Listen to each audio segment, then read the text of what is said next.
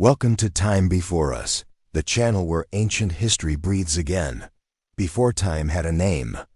Before the first human breath, there existed a world fierce, forgotten, and alive. Creatures of scale and silence, predators wrapped in feathers, titans that shook the earth, lives erased, bones buried beneath eternity. But they are not lost. They are waiting. This is Time Before Us, where prehistory worlds rise again, and the stories buried in stone finally speak. Chapter 1. Shadows before time, long before the world we know today. Before cities, before stories, before even the idea of human memory, there was a time when the earth itself seemed to breathe differently. Imagine a world unrecognizable, a land sculpted by fire and water, where colossal forests stretched farther than the eye could see, and the air carried a thickness of heat and mist. This was a stage prepared not for us, but for beings so alien, so immense, that their very presence would echo through millions of years. These were the first shadows before time, the whispers of life rising on a planet still young and untamed. Close your eyes for a moment and imagine standing on the edge of a primeval forest. Towering tree ferns rise like green cathedrals. Insects the size of dinner plates buzz with heavy, droning wings.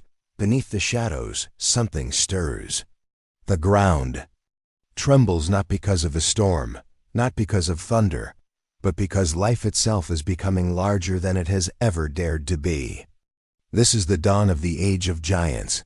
But before the giants, before the great predators and thunder-footed titans we think of as dinosaurs, there was a different world, one of strange ancestors, hidden experiments of evolution, and creatures that seemed to be prototypes of the glory that was still to come. In the Triassic, the Earth was a testing ground. Evolution was sketching ideas in the dust, revising, discarding, and refining.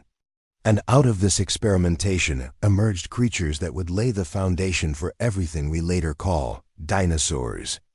Picture the land as a single vast continent, Pangaea, stretching across almost the entire globe.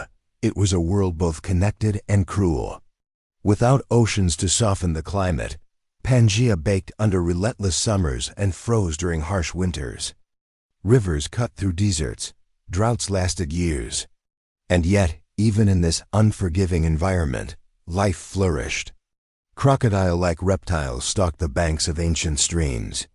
Mammal-like synapsids, our own distant ancestors, scurried in the underbrush, clinging to survival. The stage was crowded, dangerous, and full of rival claimants to the throne of dominance. And in the middle of this brutal competition appeared something small, fragile-looking, but destined for greatness. Not a towering predator, not a hulking herbivore, just a lightly built, two-legged reptile, standing perhaps waist-high to a human.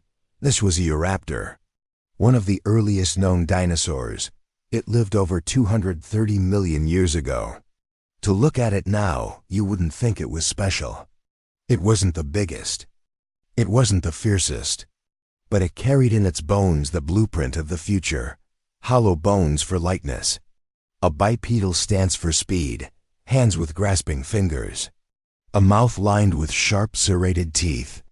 It was, in many ways, the spark of what was to come, a creature not yet famous, but quietly revolutionary. Still, Eoraptor wasn't alone. The early Triassic world was a kaleidoscope of bizarre and competing forms. There was Herrerasaurus, a predator longer and heavier, stalking prey with speed and ferocity, snapping its jaws with teeth sharp as knives. There were the first great plant eaters like Plateosaurus, their long necks and massive bodies hinting at the giants that would later dominate the Jurassic. These weren't yet the dinosaurs we picture on movie screens, but they were shadows of the future, outlines of an age that had only just begun to dawn.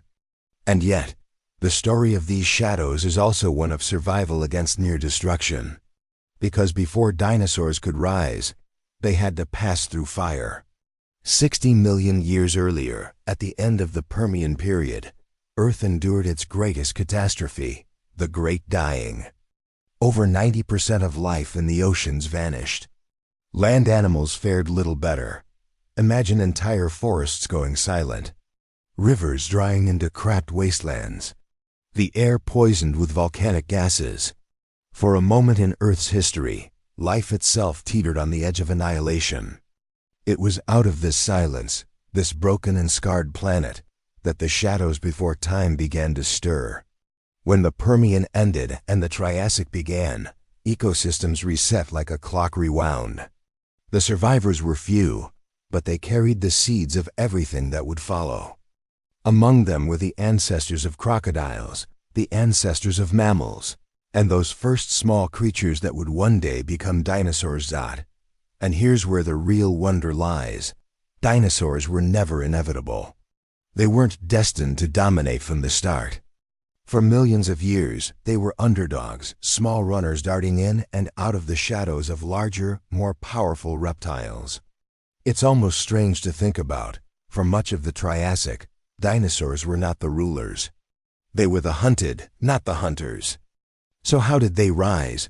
Why did the shadows grow into titans? The answer lies partly in chance and partly in design. Their bodies were built for efficiency. Light frames, upright legs that let them move faster and farther than their sprawling, crocodile-like competitors. Their lungs may have been more advanced, delivering oxygen in a way that allowed them to thrive even in thinner, hotter air. When droughts came, when forests burned, when ecosystems shifted, dinosaurs adapted. Slowly, steadily, quietly, they began to outlast the others. But survival alone wasn't enough. The world had to break again before they could rise. Near the end of the Triassic, Earth suffered yet another extinction event, this time wiping out many of the crocodile-like rulers of the time. Whole families of predators vanished almost overnight. And in the emptiness left behind, dinosaurs stepped forward. This is the moment when shadows truly became shapes, when whispers became voices. By the dawn of the Jurassic, dinosaurs were no longer just one of many players. They were the undisputed rulers. From Diplodocus to Stegosaurus, from swift raptors to massive sauropods, the age of giants had arrived. But let's not rush there too quickly. There's something haunting about these early beginnings, something that makes the shadows themselves as captivating as the giants they gave rise to. Because in those first fragile steps, in Eoraptor darting between ferns, in Herrerasaurus stalking its prey, lies the mystery of possibility. What if they hadn't survived? What if the world had tilted slightly differently? Could mammals, our ancestors, have risen sooner? Would Earth have been spared the thunder of titanic footsteps? Or would some entirely different lineage have claimed the throne? These are the questions that make the shadows before time so compelling. They remind us that history isn't written in stone until it happens, that dominance is fragile and survival is never guaranteed. Dinosaurs didn't march into history as conquerors. They stumbled, fought, clawed, and endured until, against all odds, they claimed the world. Standing here now, millions of years later, we look back and see only the glory, the tyrannosaurs, the brachiosaurs, the armored, the feathered, the winged. But in truth, their empire was born not in triumph, but in shadows. And perhaps that is what makes their story so human after all. Because aren't we too survivors of shadows? Aren't we here only because of chance, because of resilience, because of ancestors who clung to life when the world seemed to end? When we listen to the echoes of those early dinosaurs, fragile, uncertain, yet unyielding, we hear, faintly, the echoes of ourselves. The shadows before time still whisper if we listen closely. In the fossils buried deep beneath deserts, in the stones cracked open by paleontologists' hands, in the imprints of tiny clawed feet preserved in ancient mud. They remind us that every beginning is fragile, every empire temporary, every ruler only a survivor of chance. And yet, in those beginnings lies a kind of beauty. The beauty of persistence, the beauty of possibility, the beauty of shadows becoming giants. And as the Triassic sun sets in our imagination, and the whispers fade into silence, we know the story has only just begun. Chapter 2: The Star Hunters, 2,000 Words. Night in the prehistoric world was unlike anything we can truly imagine today. The earth was alive with sounds that have long since vanished, deep-throated bellows echoing across primeval plains, the rustle of giant ferns shifting in the breeze, and the constant chorus of insects filling the warm air. But under the canvas of stars, when the sun dipped behind the horizon and shadows stretched across the land, a different cast of creatures emerged, hunters who thrived in the dark. Most people imagine dinosaurs basking in sunlight, their power and presence illuminated by the golden glow of day. Movies and textbooks almost always show them striding beneath clear skies. Yet, what about the hours when the world was cloaked in darkness? The truth is, night offered its own battlefield, its own hierarchy of power, and for many species, it was the perfect time to hunt. Think about it. If you lived in a world full of giant predators, wouldn't nighttime be both an opportunity and a risk? The cover of darkness allowed smaller, stealthier hunters to move undetected, while larger predators could rely on sheer strength to dominate even without the advantage of sight. And above them all, the stars shone down, the only lights guiding this ancient theater of survival. One of the most fascinating things about dinosaur paleontology is how scientists have begun to uncover evidence of nocturnal behavior. For years, we had no way of knowing what dinosaurs did after sunset. Fossils don't directly tell us if an animal hunted at night. But by studying the shape of dinosaur eye sockets and comparing them to modern birds and reptiles, researchers began to piece together the clues. Large eye sockets, for example, suggest better night vision. Take Truden, a small bird-like predator with unusually large eyes relative to its skull. Truden wasn't the largest or strongest hunter of its time, but its keen vision likely made it a master of the night. Imagine it moving silently through prehistoric forests, its feathers muffling the sound of its movement, scanning the ground for small mammals or lizards under the pale starlight. Truden's intelligence, often considered among the highest of all dinosaurs, gave it a distinct edge when the world was dark and quiet. But Truden was far from the only star hunter. In warm, humid regions, raptors such as Velociraptor or its larger cousins may have used twilight or moonlight to track prey. The cooling air of night would have made it easier to travel long distances without overheating. These predators, often painted as daytime killers, may just as easily have prowled in the shadows, using their sharp senses to detect movements most creatures would never notice. And then, there's the element of surprise. Darkness levels the playing field. A massive predator like Tyrannosaurus rex didn't need the cover of night.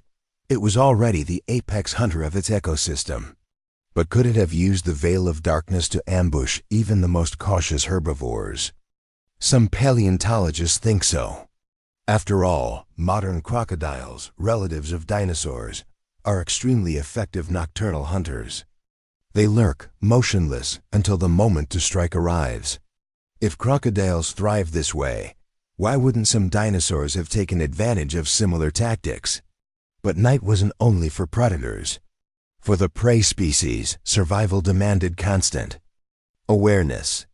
Herds of hadrosaurs, the so-called duck-billed dinosaurs, likely relied on group living to stay safe. Under the stars, they would gather close, their bodies pressed together for protection, listening for the faintest crack of a twig. The smallest sound could mean death was approaching.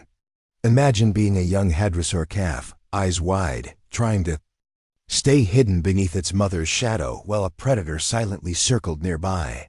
The fear and tension of those nights must have been overwhelming, but it was also life. Another surprising aspect of the night was the sky itself. In the absence of human light pollution, the prehistoric night sky would have been blindingly brilliant, far more than we can see today. Rivers of stars stretched across the heavens, the Milky Way in full view, shooting stars streaking overhead. For the creatures below, it may have been a silent clock, a marker of time passing, a guide for migration, or perhaps even a tool for navigation. Some modern birds, descendants of dinosaurs, use the stars to migrate long distances. Could their ancient relatives have done the same? And then there were the sounds. Imagine lying in a forest 70 million years ago as night fell. The air buzzed with giant insects, some larger than your hand. Crocodilians bellowed from nearby rivers. Early mammals scurried through the undergrowth, cautious but determined. And then, from the darkness, came a chilling sound, the sharp, piercing cry of a raptor echoing through the trees, a sound that could freeze any creature in place. To the prey, those cries were warnings of death. To the predators they were signals, perhaps even ways of communicating with each other during the hunt. The night also allowed creatures that could never compete in daylight to emerge. Tiny lizards, mammals, and even primitive birds took advantage of the hours when the giants slept. Some of these small survivors would go on to outlast the dinosaurs themselves, inheriting the earth after the great extinction. In a way, the night belonged to them just as much as to the larger predators. What's fascinating is that we often think of dinosaurs only in the spectacle of day. Yet, in reality, half of their lives played out in darkness. Half of their battles, their hunts, their migrations, their struggles, all happened under the stars. To ignore this is to ignore half of their story. Picture this, a quiet prehistoric plain, the moon casting silver light over a herd of grazing herbivores. Suddenly, a rustle from the edge of the forest. Truden's eyes glow faintly, catching the light, scanning for weakness. A calf strays too far from the herd. In the blink of an eye, silence breaks into chaos. The hunters close in, swift and calculated. Within minutes, the herd scatters, their calls filling the night. The stars above remain unchanged, indifferent, as the drama unfolds below. The night was never peaceful in the age of dinosaurs. It was alive with tension, filled with secrets we are only just beginning to uncover. When we look up at the stars today, we're seeing the same sky that watched over those ancient hunters. The same constellations that guided modern birds once, shone down on Truden and Velociraptor as they prowled through shadows. In a way, the night sky is the one prehistoric witness that never disappeared. And so, when you think of dinosaurs, don't just picture them in blazing sunlight, locked in battles on open plains. Imagine them under the stars, their eyes glinting in the darkness, their movements cloaked in silence, their survival hanging on the edge of shadow and light. Because the night belonged to them too. Chapter 2, The Forest of Giants. Deep in the Cretaceous world, where the air hung heavy with the scent of pine and fern, there stood living skyscrapers. Not the steel towers we know today, but creatures of flesh, bone, and thunderous footsteps. Dinosaurs so tall, so vast, they made the forest itself tremble when they passed through. This was the realm of the giant sauropods, the long-necked behemoths that reigned over prehistoric landscapes. Imagine standing at the base of a tree in this forest. You crane your neck upward, expecting to see branches. Instead, you find yourself staring into the massive body of an Argentinosaurus, an animal stretching more than 100 feet long and weighing as much as 10 elephants. Its shadow alone could darken the forest floor. Every breath it took sent vibrations into the ground, a deep, resonating hum of life at a scale almost too immense to comprehend. Yet, these creatures weren't monsters. They were grazers. Their long necks arched like living cranes, sweeping through treetops to pluck leaves high above the reach of smaller herbivores. They didn't hunt. They didn't fight for prey. Instead, they ruled through sheer size by existing at a scale beyond challenge. But the forest of giants wasn't silent. For every sauropod that lumbered through, there were smaller voices in the choir of life. Insects buzzed at the edges of ponds. Crocodile-like creatures lurked in waterways, watching carefully as colossal legs stirred the mud. Herds of hadrosaurs duck-billed. Plant eaters kept their distance, feeding on low vegetation that giants couldn't reach. And above, in the canopy, the earliest birds darted between branches, almost insignificant against the backdrop of necks that stretched higher than rooftops. Giants were never alone. They moved in herds families, stretching across valleys like a living tide. Their migrations reshaped entire landscapes. A forest stripped of leaves on one side could be left barren within days, forcing these titans to march on, seeking new grounds. With every step, they sculpted the earth, knocking down trees, churning riversides into swamps, and fertilizing the land with their colossal waste. Theirs was not just survival, it was ecosystem engineering. But life at this scale came with vulnerability. For all their size, sauropods faced relentless challenges. Eggs laid in nests were fragile, buried in sand or vegetation mounds to hide them from sharp-eyed predators. Hatchlings, no bigger than a small dog, scurried desperately for cover, hoping to avoid the jaws of raptors or the crushing teeth of crocodiles. Only a tiny fraction survived to adulthood, but those that did grew into unstoppable forces of nature, predators. Two haunted the forest of giants. Carnivores like Mesozoic, a relative of the mighty T-Rex, stalked in coordinated packs, perhaps capable of bringing down even a juvenile sauropod. Imagine the courage it would take for a predator, no bigger than a bus, to throw itself against a mountain of muscle and bone. These hunts were not guaranteed victories. For every predator that tried, many limped away with broken teeth, shattered bones, or worse still, the giants endured. Their sheer numbers, their herding instincts, and their growth rates ensured that no predator could ever wipe them out completely. They lived in rhythms older than human imagination: graze, migrate, breed, survive. They were too vast to ignore, too essential to the balance of their world. If you close your eyes, you can almost hear it, the sound of their world. The low-frequency rumbles of sauropods communicating like wails through the forest, vibrations. Traveling across miles. The creaking of trees as necks pushed through canopies. The splash of water as a titan lowered its head to drink. Nostrils flaring as it inhaled gallons of air. The forest of giants wasn't just home to dinosaurs. It was a stage where scale itself was redefined, where the impossible became ordinary. Here, life dared to stretch beyond the limits, and in doing so, it left us with fossils that still baffle and inspire. And yet, as immense as these creatures were, they were not the only wonders of their time. Because beyond the forests, another mystery stirred hidden beneath waves, in oceans darker and deeper than any forest could ever reach. The giants of the land were about to give way to the shadows of the sea.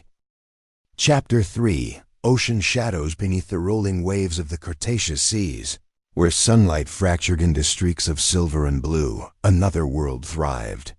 A world just as vast, just as terrifying, and just as beautiful as the forests of giants.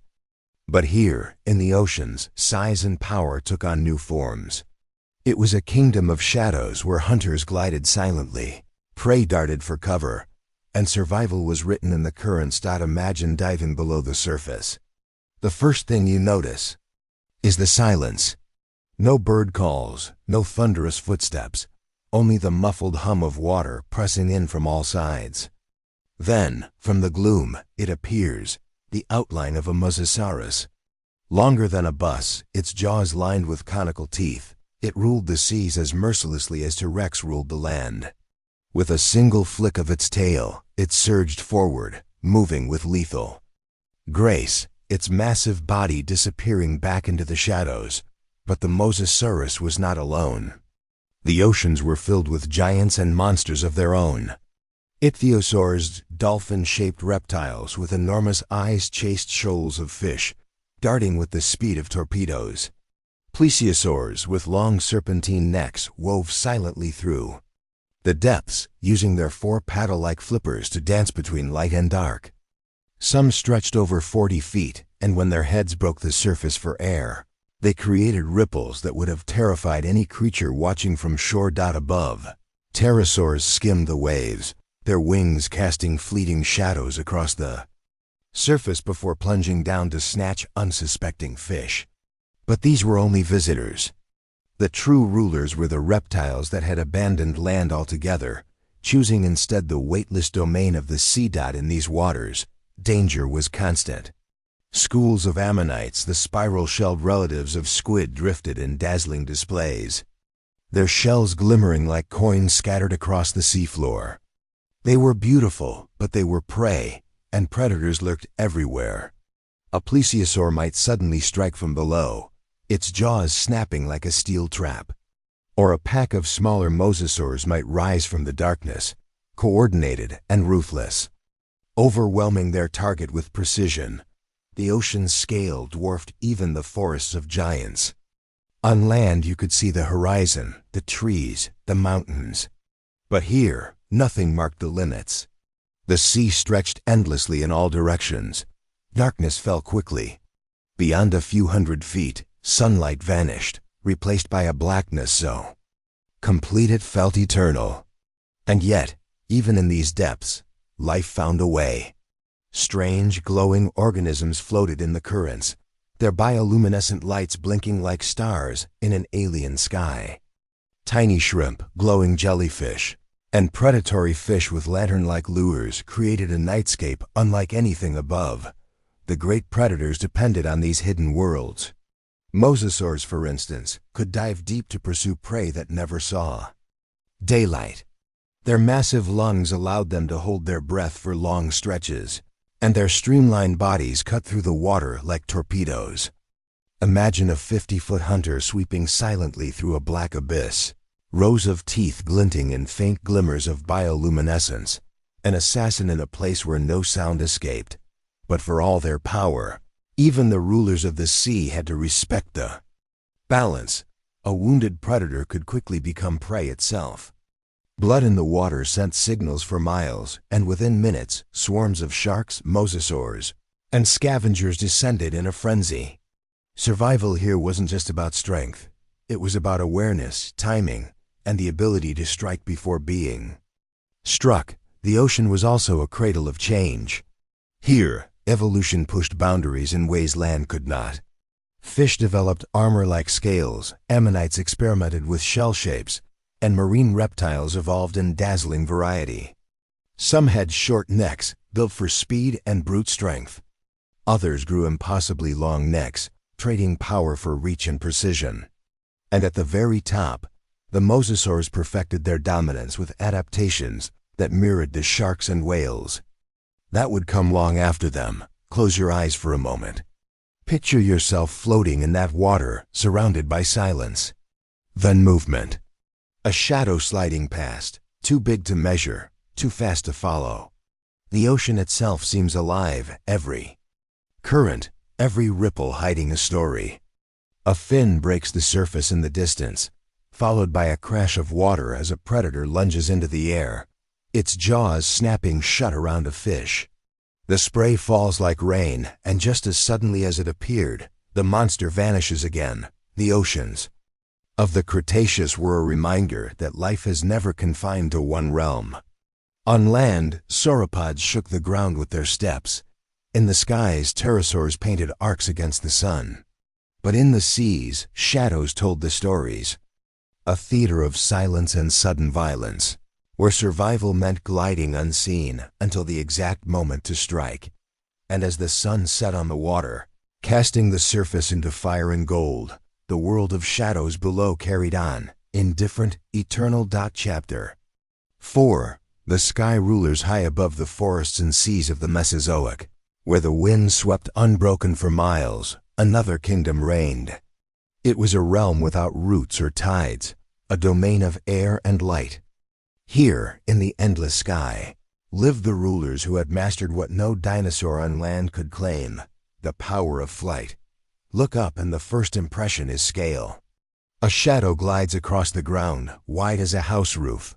Then, with a tilt of enormous wings, it rises higher, higher, until it vanishes against the clouds. This is Quetzalcoatlus, the largest flying creature ever known. With wings stretching more than 35 feet across, it was as tall as a giraffe when standing, yet as light as the breeze it commanded. When it launched from the ground, it did not simply leap, it vaulted with its powerful forelimbs, pushing into the air before the wind caught its vast sails. In seconds, it was gone, leaving only the whisper of its passage. The sky was not the empty void it seems to us now. It was alive with motion, filled with hunters, scavengers, and wanderers who used the currents as roads. Dinosaurs, the flying reptiles, had been perfecting flight for over 150 million years by the time Quetzalcoatlus soared. They came in astonishing forms, some tiny as sparrows, darting between trees in search of insects. Others monstrous, with wings wider than 2 cars parked end to end, gliding effortlessly for miles at a time. These rulers of the air were not birds, though they would share the sky with their feathered cousins.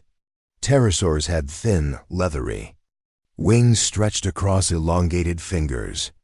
Their bones were hollow and strong, designed for lightness, yet their muscles were immense, giving them power to launch, climb, and dive. At rest, they seemed awkward, moving on all fours across the ground, but once airborne, they transformed into the most graceful of all prehistoric creatures. The skies were highways connecting ecosystems. Over the forests of giants, dinosaurs glided between tree canopies, their eyes scanning for small prey. Over the oceans, they wheeled and dove, skimming fish from the waves with precision. Imagine standing on a cliffside. The horizon is alive with their forms spiraling, coasting, rising on thermals. Each silhouette tells a different story.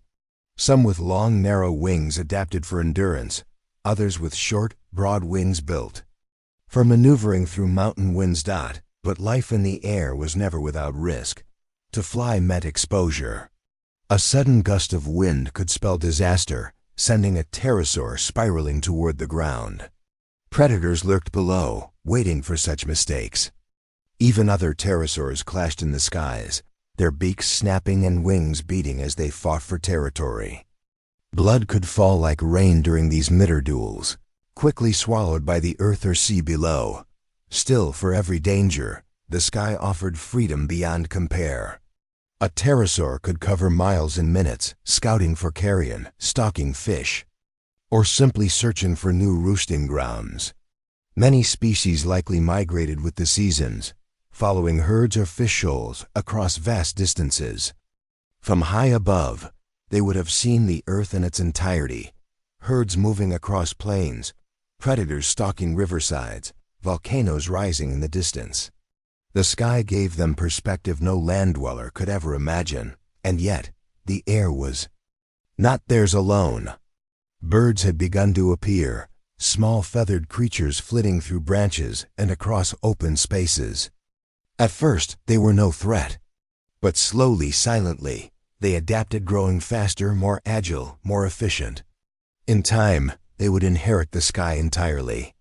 But for now, during the late Cretaceous, the pterosaurs still held dominion, their shadows sweeping across land and sea alike. Imagine the spectacle: the sun rising over a primeval landscape, golden light spilling across the horizon. Out of the mist, shapes emerged, dozens of pterosaurs launching from their cliffside nests. Their wings catch the morning air, each beat sending them higher, until the sky itself seems alive with movement. They scatter in all directions, some toward the forest, some toward the sea, some simply riding the thermals higher and higher, disappearing into the brilliance of the sun. They were the sky rulers, creatures that turned the heavens into their hunting ground, their battlefield, and their sanctuary. Though their reign would end, their legacy remains every time a bird cuts across the sky. For in every flap of a wing, there's an echo of the ancient rulers who once owned the air. Chapter 5: Echoes of the Hunt. Their earth was never silent. Beneath the whisper of leaves, beyond the hiss of the wind, another sound lingered, one older than words, more primal than fire. It was the sound of the hunt, an echo that shaped every moment of life in the age of dinosaurs. Prey moved with caution because predators stalked in shadows. Predators honed their senses because survival depended on the chase. Imagine standing on the banks of a wide, muddy river at dusk. Herds of hadrosaurs graze nearby, their crests resonating with low, humming calls that ripple across the plain. They seem calm, but their ears twitch. Every snap of a branch sends a ripple of unease through the group. They know something waits. Somewhere in the undergrowth, the echo of a predator's steps has already begun. The hunters of this world came in many forms. Some were solitary, like the nimble velociraptor, its sickle claw raised like a hidden dagger. It moved not with sound, but with silence, each breath controlled, each step calculated. Others worked in groups, their strength not in stealth, but in coordination. Picture a pack of Deinonychus weaving through trees, eyes locked on a single young herbivore. They spread out, flank it, drive it forward until escape routes vanish. Then, the silence breaks into chaos screams, thrashing, tearing. The hunt reaches its climax, and the echo of it carries far into the night. But not all predators were swift and cunning. Some relied on sheer power. The great tyrannosaurs, with jaws strong enough to crush bone, did not need subtlety. When Tyrannosaurus Rex entered the hunt, its presence alone sent waves of terror across the land. Smaller animals froze or fled, even other predators gave way. A single charge, a snap of its jaws, and the struggle ended before it had truly begun. The echo of that impact, bone against teeth, flesh against earth, was one the Mesozoic never forgot. Yet, to understand the hunt, one must also see the hunted. The echoes carried not only the victory of predators, but the desperation of prey. Herds did not graze idly. They lived by vigilance, every eye scanning, every ear tuned to the faintest sound. The duck-billed hadrosaurs evolved in numbers, safety. In herds, ankylosaurs bore armor thick as iron, turning their bodies into living fortresses. Even the mighty ceratopsians carried spears on their skulls, ready to turn pursuit into bloodshed. The hunt was never certain. Many predators died in the attempt. The struggle itself, not just the kill, left its mark across the land. These battles echoed beyond the moment. Tracks pressed into mud told stories of the chase, the path of flight, the angle of pursuit, the clash where predator met prey. Fossilized bones revealed teeth marks, evidence of desperate struggles locked in stone. Every echo of the hunt, whether in sound or in trace, became part of the landscape, shaping how animals lived, moved, and evolved. Now close your eyes and listen. The forest hums with insects, frogs croak in the marsh. But faintly, beneath it all, there is another sound, the sharp exhale of breath, the crack of a twig, the tightening of silence before violence erupts. These are the echoes of the hunt, timeless, relentless, unavoidable. Life in the age of dinosaurs meant to hunt or be hunted, to chase or to flee, to live with the awareness that death was always near. And as the night falls over the ancient world, the echoes do not fade. They ripple across the plains, through the forests, and over the rivers, reminding every creature of its place in the eternal struggle. The echoes of the hunt belong to predator and prey alike, carried forever on. The Wind of Prehistory. Chapter 6, Songs of Survival. Life in the Age of Dinosaurs was not only defined by teeth and claws. It was also shaped by sound. The ancient world was filled with voices, calls, cries, and rhythms that echoed through forests, plains, and swamps. These sounds were not random noise. They were messages, warnings, invitations, and songs of survival. Picture the first light of dawn spreading across a Cretaceous valley. Mist clings to the marshes as herds of hadrosaurs stir. From their crested skulls rises a haunting call, deep and resonant, like a horn rolling across the land. These hollow crests were not just ornaments, they were instruments, tuned to carry sound for miles. A single bellow from one animal could summon its herd, warn of danger, or declare strength to rivals. To live was to listen, and to survive was to respond. Dinosaurs sang in many ways.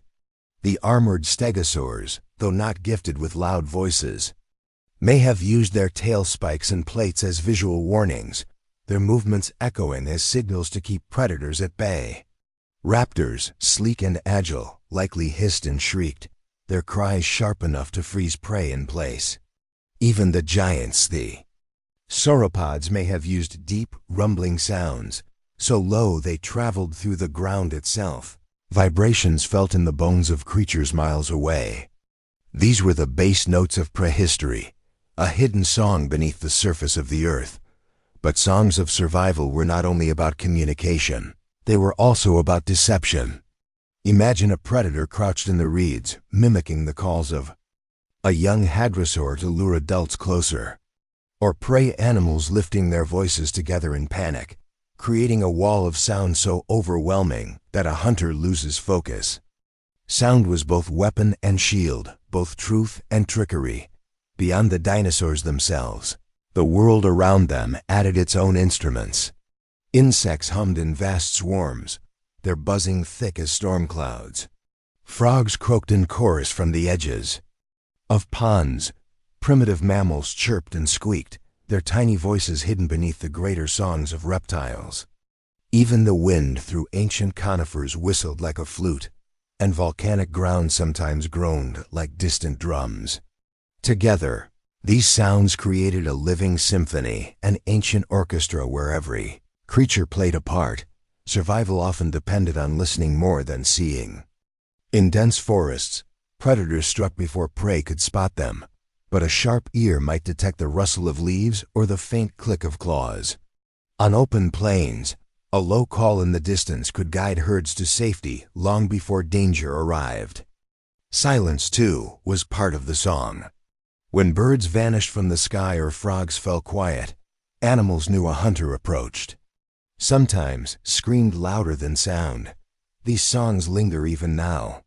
Fossil evidence captures not just bones, but impressions of resonating crests, inner ear structures, and even feather arrangements that once carried sound.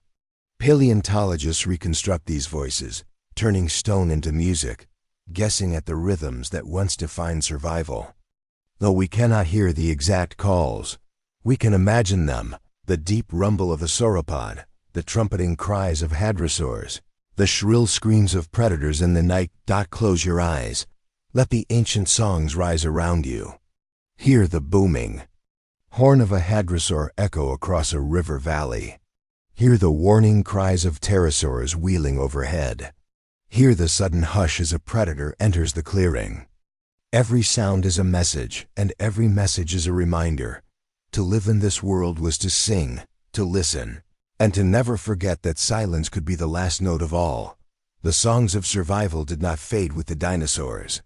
They remain within the earth, within the echoes of fossils, within the instincts of modern animals. Birds sing their dawn choruses, crocodiles bellow across rivers, elephants rumble through the ground, living relics of the same language that shaped the Mesozoic. The voices of survival still carry on the wind, ancient songs that time itself could not silence. Chapter 7. The desert breathes. The desert is often imagined as empty, lifeless, and silent. Yet in the age of dinosaurs, even the harshest deserts were alive. Beneath the blazing sun, among dunes that shifted like oceans of sand, life carved out a way to endure. The desert did not stand still, it breathed. Every gust of wind, every shimmer of heat, every step of claw or hoof carried the pulse of survival. Picture a late Cretaceous desert at midday. The horizon shimmers in waves of heat. Sand grains hiss across the ground, whipped by wind. Out of this mirage, shapes appear: creatures adapted to thrive where water is scarce and shade even rarer. Small ornithopods huddle beneath the shadow of thorny plants, their bodies low to the ground, conserving energy. Larger predators stalk the shifting dunes, their footsteps silent, waiting for weakness to reveal itself. The desert demanded resilience. Each animal bore the mark of adaptation. Some were fast, sprinting across dunes before the heat consumed them. Others burrowed deep into the ground, retreating into cool darkness until nightfall. Even plants had their defenses: thick bark, tough leaves, hidden roots that reached deep for moisture buried far below. Life bent, but it did not break. The breath of the desert could be violent. Storms rolled across the sands without warning, whipping the land into chaos. Entire herds were swallowed in blinding clouds of dust, predators and prey alike forced to pause until the storm passed. Yet within these tempests lay opportunity. Scavengers waited at the edges, ready to feed on those too weak to continue. In a land of extremes, survival meant seizing every moment. No matter how fleeting, night in the desert was another world. The heat bled away, and the sands grew cold under starlight. The air filled with sound-chirping insects, rustling lizards, and the distant cries of nocturnal hunters. Small dinosaurs emerged from burrows, their eyes wide to drink in what little light the moon offered. Mammals scurried in the dark, nibbling seeds and insects, vanishing at the slightest sound.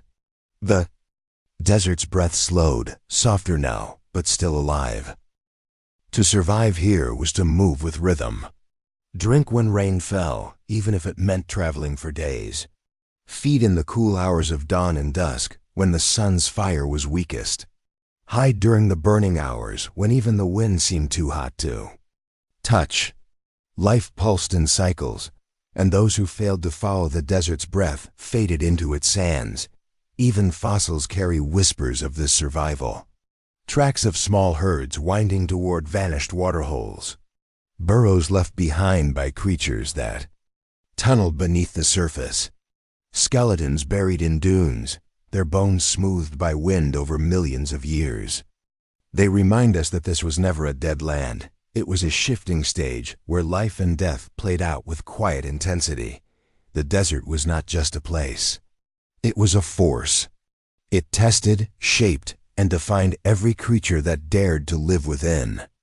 Its breath was both harsh and vital, carrying dust, carrying silence, carrying the memory of survival through endless time. And even today, when wind sweeps across modern deserts, stirring dust into the air, it is as though the land still breathes with the ghosts of its ancient inhabitants. The desert remembers, and in every shifting dune, it still whispers the story of those who endured its fire. Chapter 8: Frozen Worlds. When we think of dinosaurs, we imagine steaming jungles, buzzing swamps, or vast plains glowing in sunlight. Rarely do we imagine snow. Rarely do we imagine ice. Yet in the age of dinosaurs, the earth was not just warm and green, it was also cold, white, and harsh. At the planet's poles, dinosaurs lived in frozen worlds, places where winter nights lasted for months, and survival required more than strength. It demanded endurance. Picture the far north of the Cretaceous. Snowflakes spiraled down from a gray sky, settling onto pine trees heavy with frost. The sun barely rises above the horizon, casting a dim, weak glow.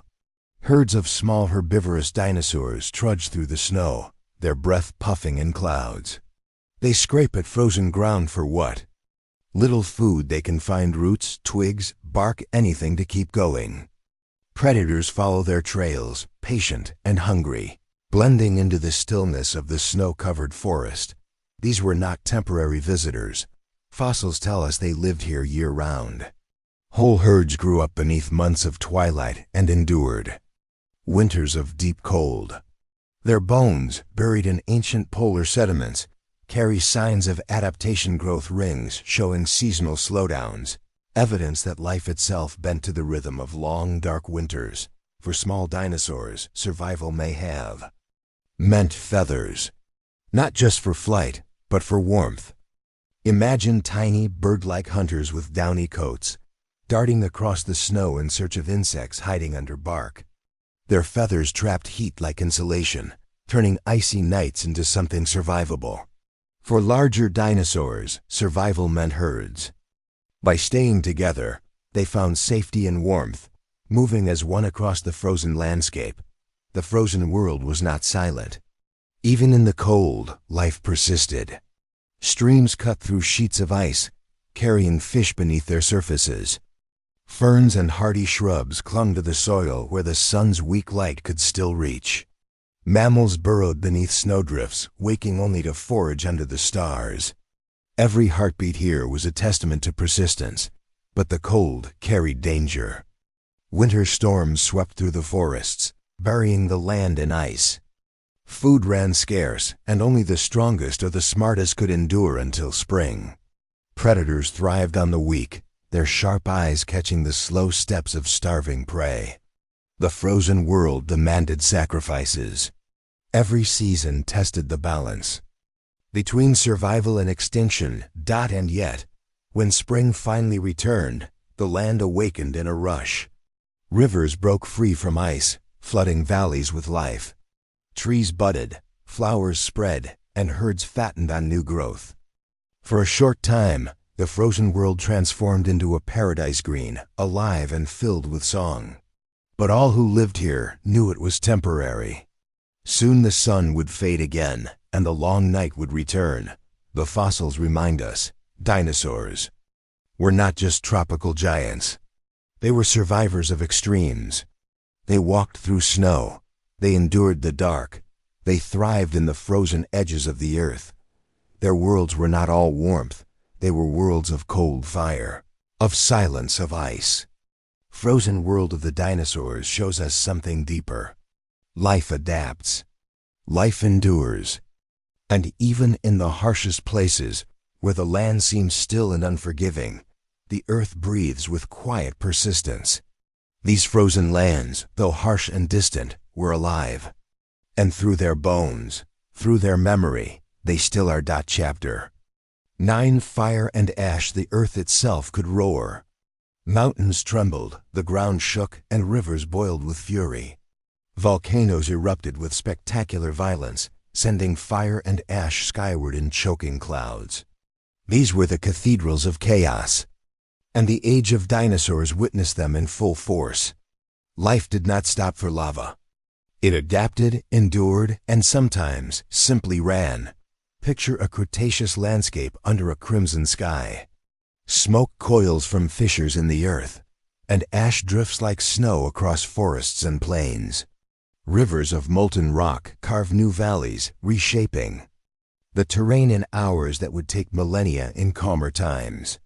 Herds of herbivores move nervously, ears flicking, nostrils flaring, as tremors pass beneath their feet. Predators sense opportunity amid the upheaval, stalking weaker or disoriented animals as the land convulses around them. Volcanic worlds were dangerous, but also fertile. When the fury subsided, ash-enriched soils nurtured rapid growth. New plants sprouted across the devastated landscapes, attracting herbivores eager to feed, and the predators followed.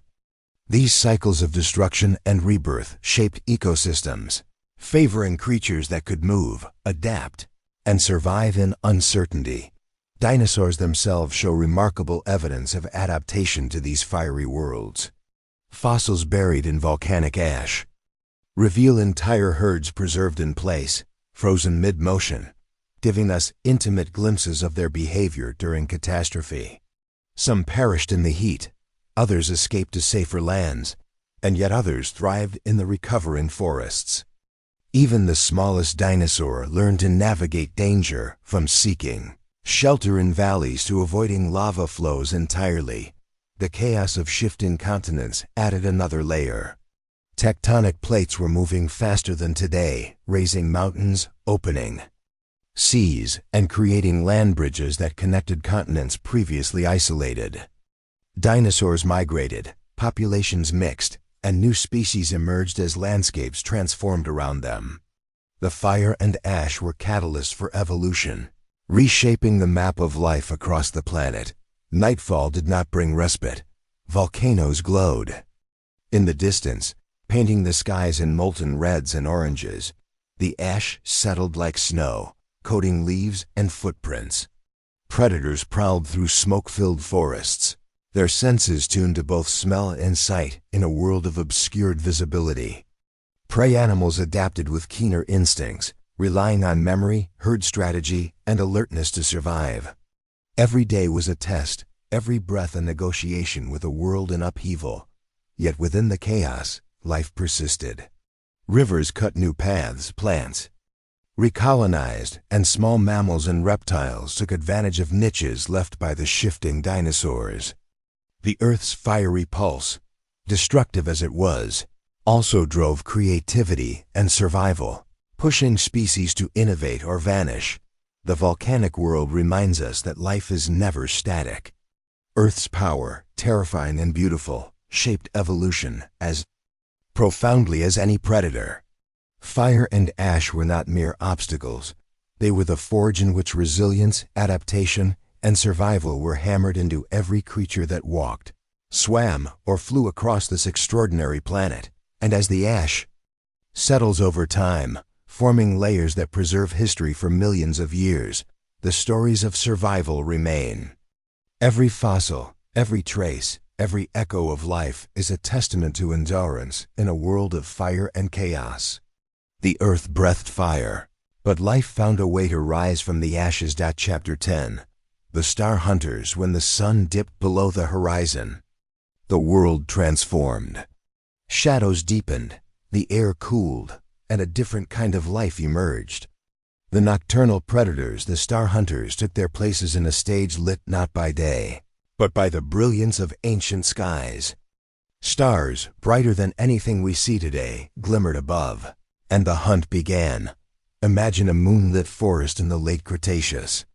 Mist curls along riverbanks, and the call of distant insects fills the air. Tiny eyes reflect pinpoints of starlight. As a pack of raptors moves silently through the underbrush, they are hunters by instinct, home to thrive when the world sleeps. Their senses sharpen keen hearing, acute vision, and an uncanny ability to read the faintest rustle of prey. In the cover of night, the smallest movement becomes a signal, every sound amplified by the quiet. But nocturnal life was not limited to raptors. Larger predators, like small tyrannosaurids or fierce crocodilian relatives, prowled riverbanks and marshes, their eyes glowing in the dim light. Pterosaurs, some adapted for twilight flight, skimmed the treetops or coasted over open plains, taking advantage of cooler air currents and the cover of darkness. Even in the sky, hunting continued, a ballet of shadow and motion above the sleeping lands. Night was both ally and threat. Prey animals had evolved extraordinary strategies to survive these hours. Many had heightened senses themselves, large eyes to see in low light, acute hearing to detect approaching danger, and social behaviors that allowed herd vigilance. The ancient night was a chessboard, and every movement carried life or death consequences. The brilliance of the night sky guided these hunters. Constellations we can barely imagine today shimmered over vast plains, offering natural light and orientation. Predators could follow rivers, mountains, and even distant stars to locate food. The stars became their compass, their silent partners in the ancient hunt. But the darkness was not merely a hunting ground, it was also a stage of mystery. Silent forests concealed insects, mammals, and reptiles of all sizes. Rivers murmured with nocturnal amphibians. The whisper of leaves and the shimmer of starlight created an environment alive with movement and opportunity. Every predator and prey alike adapted to this hidden, luminous world. To witness the star hunters is to understand the delicate balance of night. Every swoop of a pterosaur, every darting raptor, every cautious step of a small herbivore is part of an unseen symphony. Life thrived in ways we rarely imagine, proving that the darkness was not empty, it was filled with purpose, strategy, and survival. And as the first light of dawn creeps over the horizon, the hunters retreat, shadows dissolve, and the ancient world awakens to a new day. But the memory of the night lingers, the echo of claws, wings, and silent steps beneath the stars, reminding us that the hunt never truly ends, it only changes its light. Chapter 11. Echoes of the Nest. Life is not only about survival, it is also about care, connection, and the bonds that tie families together. In the ancient world of dinosaurs, the nest was more than a simple clutch of eggs. It was a stage for tenderness, strategy, and the echoes of life itself. Here, amidst forests, plains, and riverbanks, dinosaurs revealed a surprisingly gentle side. Picture a shallow depression in the ground, lined with leaves and twigs. Within, a clutch of eggs rests, each one delicate, yet full of promise. A parent looms nearby, not a fearsome hunter in this moment, but a guardian. Many dinosaurs, from the small theropods to the massive sauropods, invested time and energy into protecting their young. Fossilized nests show evidence of careful arrangement, of eggs placed strategically to regulate temperature, and of multiple visits over days and weeks to ensure safety. The care went beyond mere guarding. Some species may have warmed their eggs, much like modern birds, using their bodies as natural incubators. Others likely monitored environmental conditions, adjusting their nests when floods or storms threatened. Even predators respected the nest, wary of the protective adults that circled relentlessly. The echoes of this vigilance resounded across generations. Communication within these families was subtle but profound. Hatchlings may have chirped to signal hunger or distress. Adults responded with gentle nudges or calls, guiding their young through the first precarious steps into a dangerous world. Imagine a tiny protoceratops following its parent through dense foliage, learning to identify food, avoid threats, and navigate its home. Every interaction built skills essential for survival. Yet, not all parental strategies were the same. Some dinosaurs left their young to fend for themselves after hatching, relying on numbers or instinct to carry them through early life. Others remained intimately involved for weeks or even months, forming bonds surprisingly reminiscent of modern birds and mammals.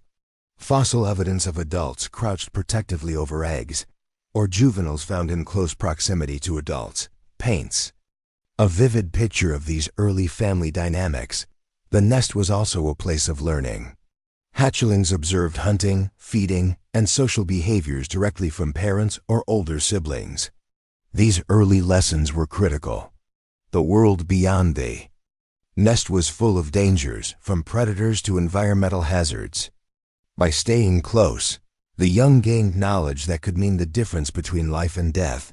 Interestingly, nests themselves reveal a story of cooperation. Some species nested in colonies, with dozens of nests clustered together. In such communities, the echoes of protection, warning calls, and shared vigilance amplified survival chances. Predators faced more than one defender, and young had the benefit of nearby neighbors to learn from, creating a network of prehistoric teamwork. But tenderness did not exclude peril. Life in the nest was fragile. Not all eggs hatched, not all hatchlings survived. Predators, disease, or environmental stress took their toll. Yet, the persistence of nesting behavior across millions of years shows the evolutionary payoff. Those who nurtured their young increased the odds of passing on their genes.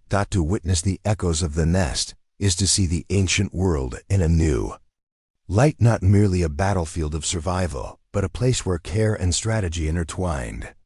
It reminds us that even in a world dominated by giants and predators, small gestures, protection, and attention to the next generation were just as powerful as claws or teeth. And as time passed, these echoes influenced evolution itself. Parenting behaviors shaped survival, communication, and social structures, leaving a legacy visible in birds today, the living descendants of these extraordinary families.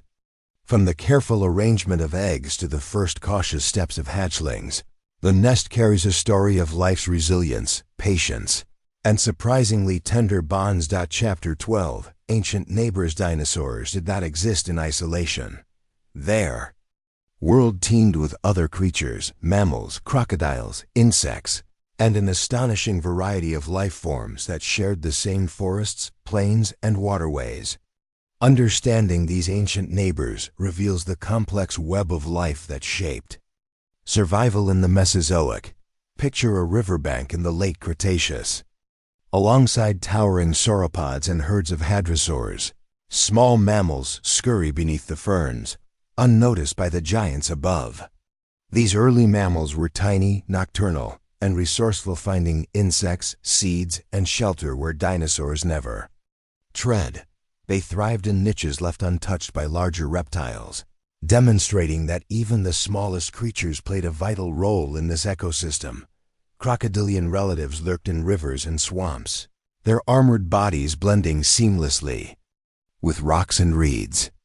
Some were massive, capable of ambushing unsuspecting dinosaurs that approached the water to drink. Others were smaller, agile hunters, snatching fish or amphibians with lightning reflexes. The interactions between these creatures and dinosaurs were subtle, yet crucial. Prey for one competitor or threat for another. Insects were everywhere, forming the foundation of countless food chains. Swarms of beetles, ants, and primitive bees buzzed through trees and ferns, pollinating plants, decomposing organic matter, and providing sustenance for small reptiles, mammals, and even some dinosaurs. Their hum may have been constant background noise, but it carried life-giving energy throughout the ecosystems. Bird-like pterosaurs patrolled the skies, their aerial skills unmatched by any other creature. While some feasted on fish, others may have scavenged or preyed on smaller terrestrial animals. Their presence shaped behavior on the ground, forcing dinosaurs to adapt, stay alert, or move in synchronized herds to reduce vulnerability. Even within the soil, life thrived. Burrowing creatures, from small mammals to insects, turned the earth, aerated soil, and created complex underground networks. These burrows provided shelter, refuge, and hidden hunting grounds, contributing to the layered, interconnected nature of Mesozoic habitats. Predation, competition, and cooperation all played out among these ancient neighbors. Dinosaurs might inadvertently crush a nest of insects or disturb the hunting path of a crocodile, yet these interactions fostered resilience and adaptation.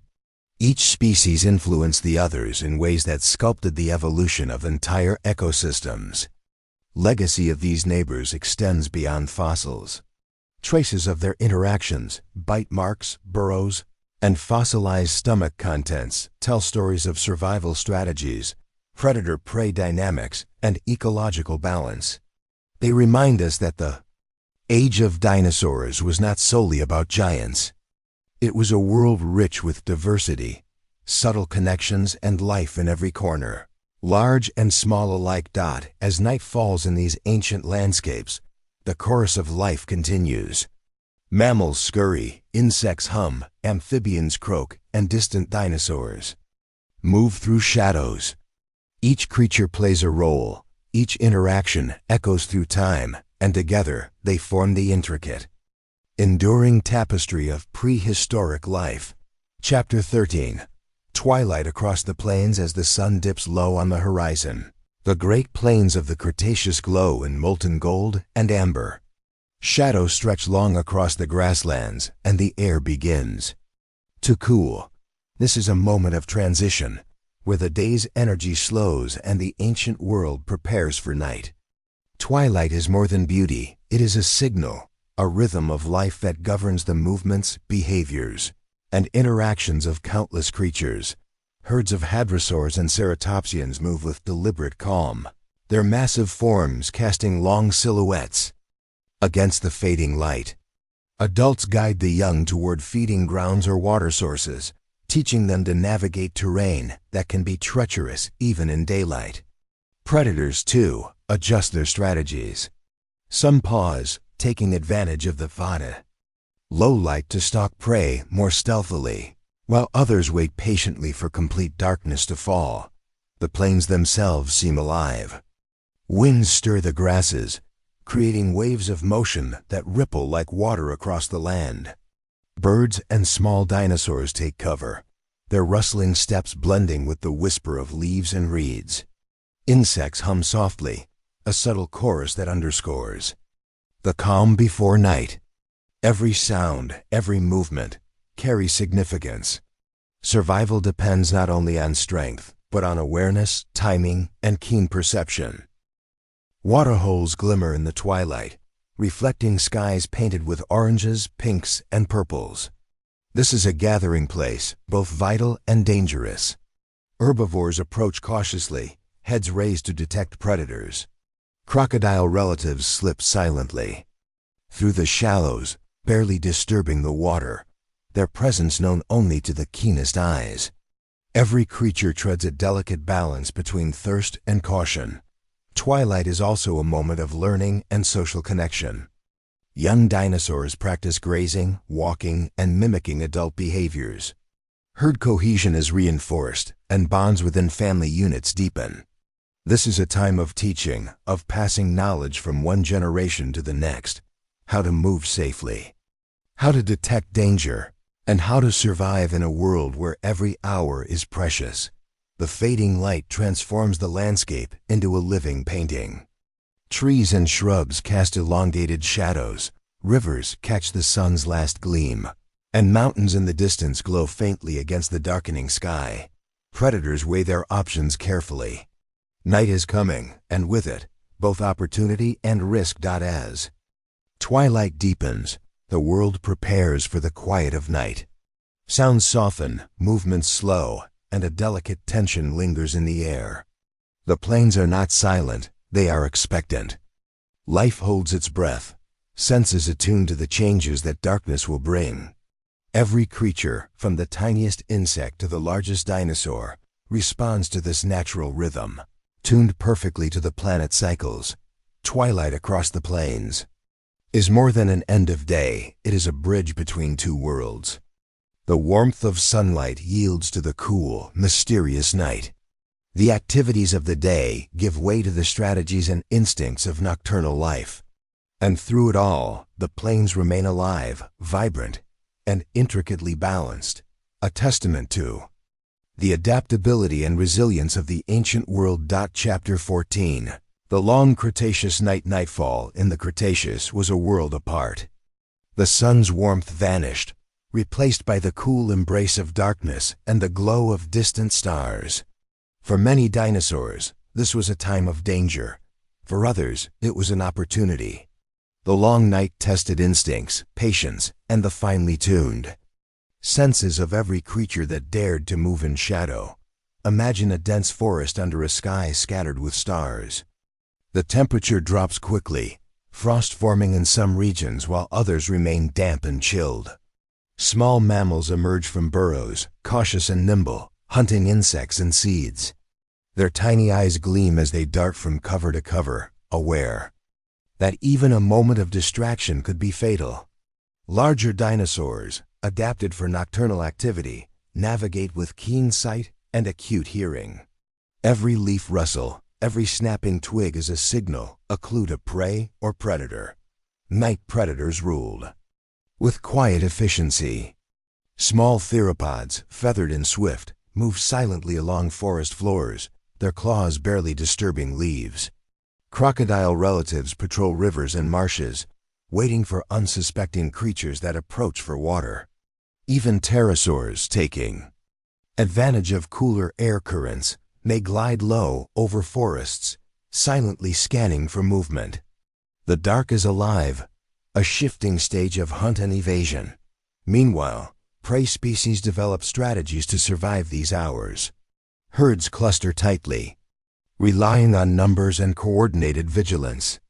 Some animals freeze at the slightest hint of danger, blending into shadows, while others move in patterns designed to confuse predators. Even insects and amphibians participate in this nightly game of survival, their movements creating a symphony of life in low light. The night sky itself influenced life. Stars and the moon provided faint illumination, guiding creatures across plains, forests, and riverbanks. Animals may have used celestial cues to migrate, forage, or navigate home. Fossil evidence hints at patterns of movement tied to seasonal cycles and lunar phases, showing that even the smallest creatures were attuned to the rhythm of the universe. life at night was not purely about danger. It was about opportunity. Cooler temperatures allowed some animals to travel greater distances, and nocturnal niches reduced competition with daytime species. Insects, small mammals, and certain dinosaurs flourished in darkness, thriving where others could not. This delicate balance between risk and reward shaped evolutionary pathways in subtle yet profound ways. Through the long night, ecosystems hummed with activity. The quiet rustle of leaves, the distant splash of a predator in water, and the faint calls of nocturnal birds and mammals filled the air. Every sound mattered, every movement counted.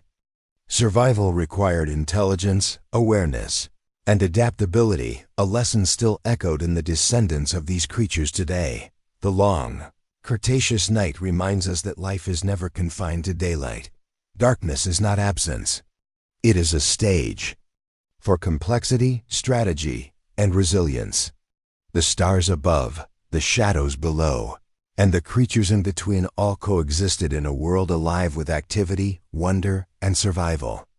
And when dawn finally broke, the creatures of the night retreated, leaving the stage for the day, but the echoes of nocturnal life lingered, a subtle enduring pulse beneath the rhythm of time. Chapter 15.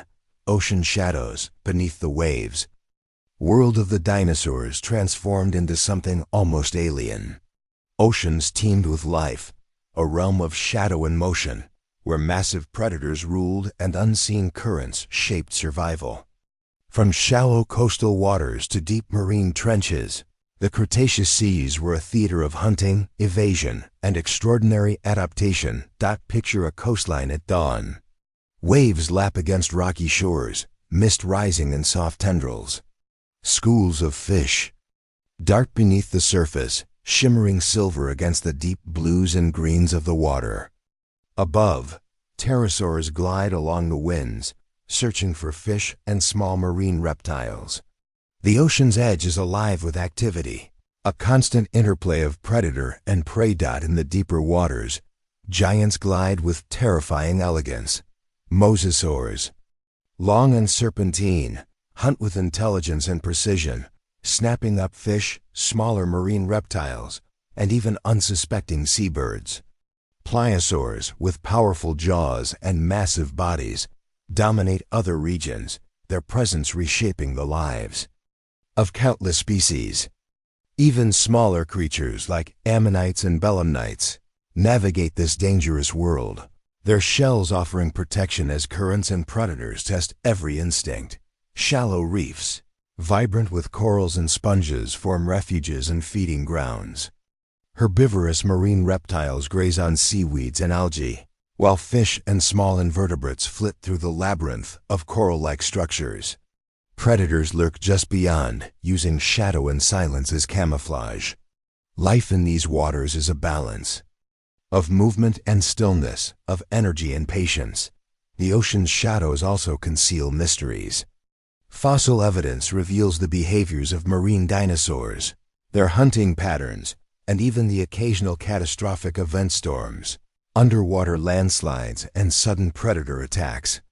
These incidents shaped evolutionary paths favoring those species best adapted to the fluid, shifting environment of the seas. Adaptation was key. Many marine reptiles developed streamlined bodies for speed, sharp teeth for capturing prey, and sensitive eyes for detecting movement in dim light.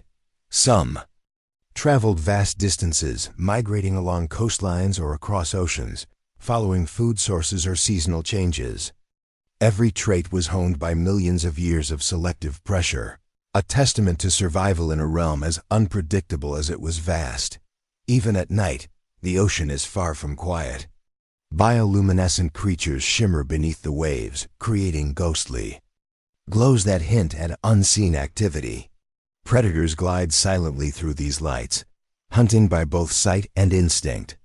The interplay between light and shadow, hunter and hunted, gives the oceans their dynamic, almost cinematic quality. The oceans of the Cretaceous were a world apart from land.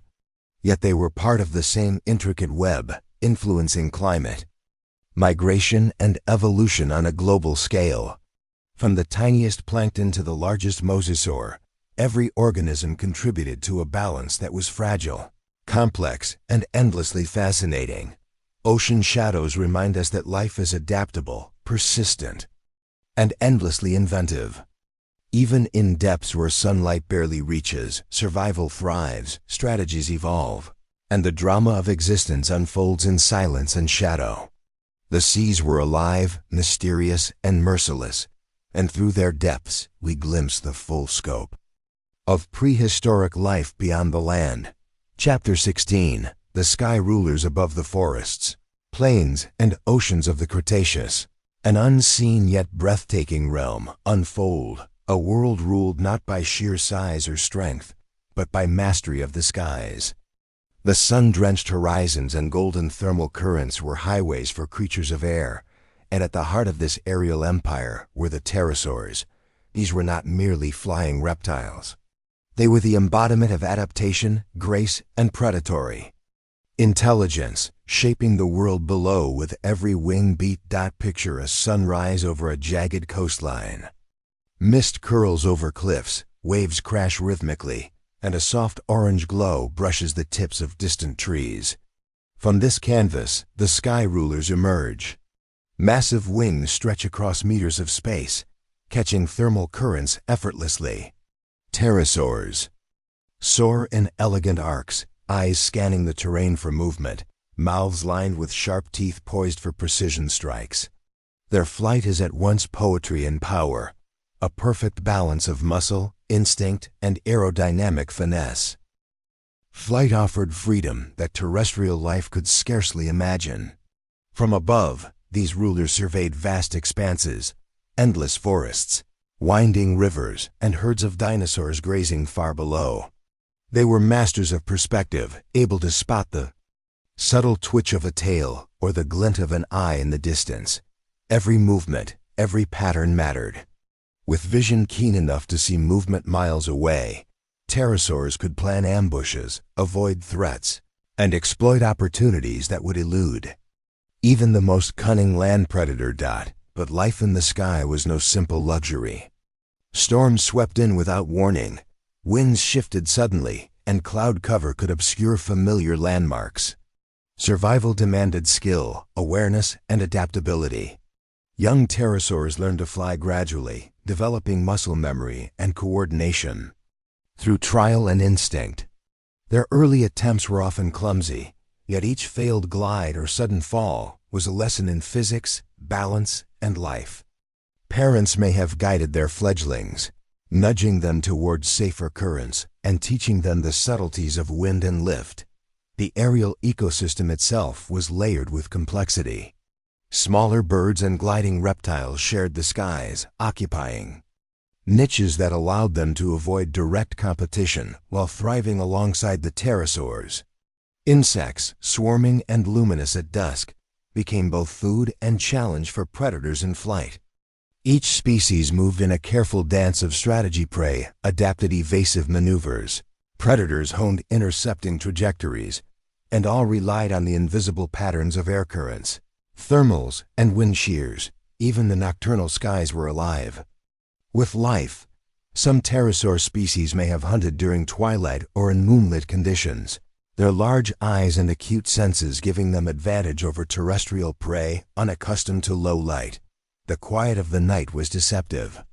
Beneath the stars, predators glided silently, shadows among shadows, honing skills that daylight might never demand. Night offered opportunity for stealth, but also danger. Unknown currents, sudden predator encounters, and the fragile balance between success and failure. The influence of sky rulers extended far beyond the air itself. Herding herbivores adjusted their patterns, seeking shelter under trees or clustering for protection. Aquatic creatures, from fish to semi-aquatic reptiles, modified their behaviors to avoid aerial ambushes. Even insects altered flight paths and activity levels to evade detection.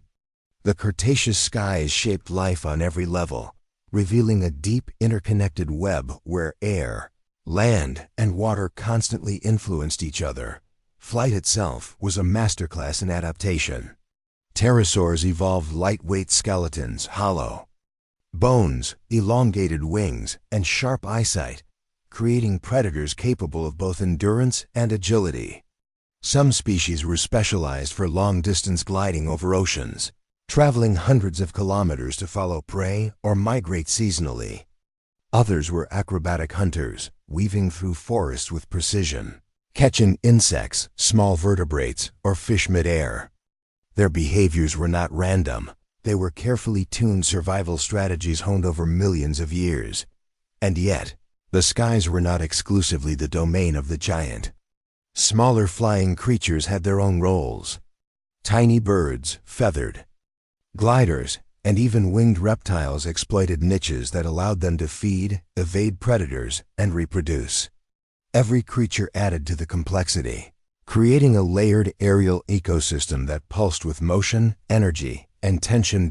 As the sun dipped to the horizon, the sky rulers became silhouettes against streaked pinks, oranges, and purples.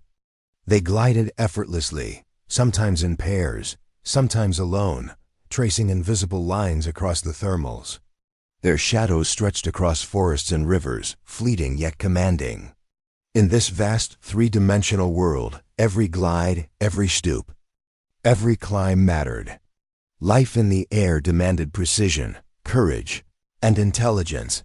Observing the sky rulers gives us more than an image of flight. It gives us insight into evolution itself. These were creatures that defied gravity and expectation, mastering a world that required both skill and instinct. From the tiniest fledgling flapping uncertainly to the largest pterosaur commanding the sky with awe-inspiring wingspan. The Cretaceous air was alive with drama, strategy, and survival. The sky rulers remind us that dominance is not always about size or brute force. It is about adaptation, awareness, and the ability to harness the environment to one's advantage. They were the lords of thermals and turbulence, shaping the world below as much as they navigated the heavens above. And in doing so, they left a legacy of ingenuity and mastery that echoes in the birds and creatures that soar today. Above the land, across the oceans, and into the clouds, the age of dinosaurs was alive with motion, sound, and strategy, a world both mesmerizing and unforgiving. Ruled by the silent, sweeping power of flight. Chapter 17. Echoes of the Hunt expanded. The hunt is one of nature's oldest and most mesmerizing dramas, a blend of strategy, instinct, and survival that shaped life on Earth for millions of years. In the age of dinosaurs, hunting was not just a physical act. It was a delicate balance of intelligence, timing, and environmental mastery. It was the heartbeat of ecosystems, echoing silently through forests, plains, and riverbanks. Imagine a dense Cretaceous forest at dawn.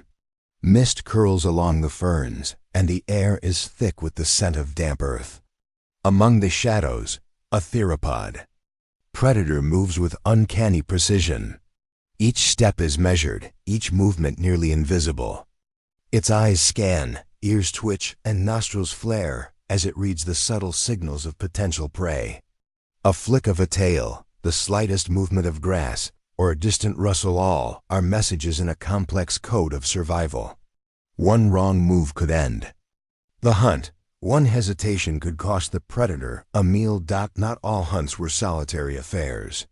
Some species of theropods demonstrate signs of pack behavior, suggesting surprising social intelligence. Fossils show patterns that hint at coordinated ambushes, one individual driving prey toward another, others waiting in concealment. These early collaborations were evolutionary strategies, enhancing efficiency and survival. It's fascinating to imagine the subtle communication, the planning, and the silent coordination that unfolded without vocalizations detectable to us, yet perfectly understood among the hunters. But the hunted were no passive participants in this drama. Herds of hadrosaurs, ceratopsians, and ankylosaurs moved in intricate formations. Adults flanked the young, sick, or injured, creating protective barriers and confusion that frustrated even the most agile predator. Escape required more than speed. It demanded awareness, timing, and sometimes sheer luck.